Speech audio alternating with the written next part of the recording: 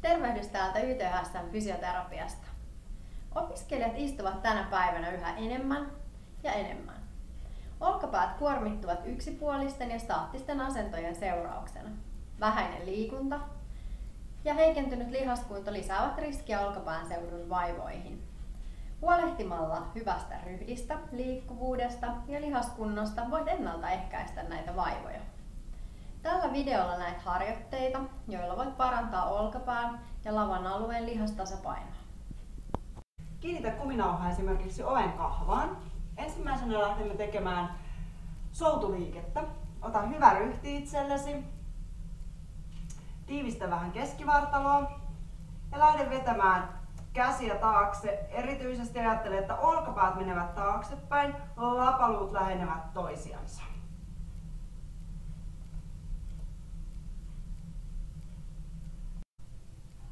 Aseta toinen jalka eteen. Pidä keskivartalo hyvässä hallinnassa ja työnnä vuorotellen kättäsi eteen niin, että yläselkä saa vähän pyöristyä. Lapaluusta saakka saa tulla liikettä.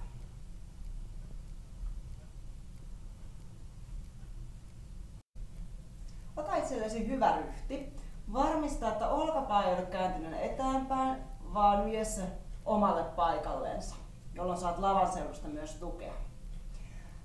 Lähde viemään kättä sivulle päin. Pidä koko ajan olkavarsi kiinni kyljessä.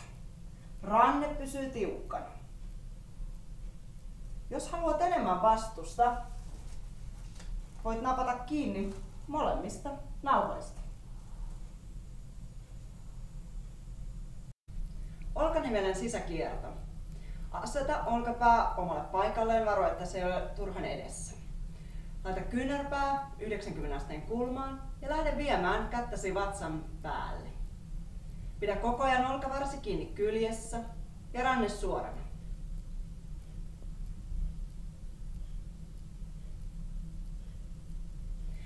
Tee näitä 4 vahvistavaa liikettä, 2-3 sarjaa ja 20 toistoa per liike.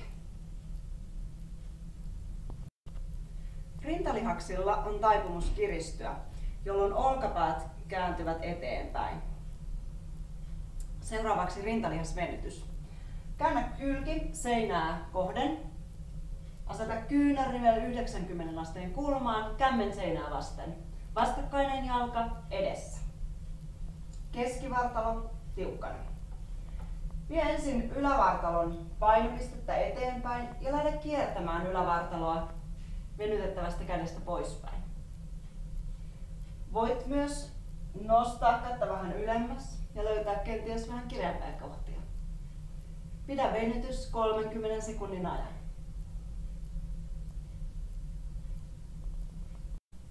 Yläselän venytys.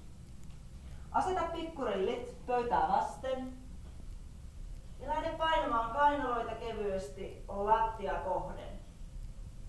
Pysy jälleen venytyksessä noin puolen minuutin ajan.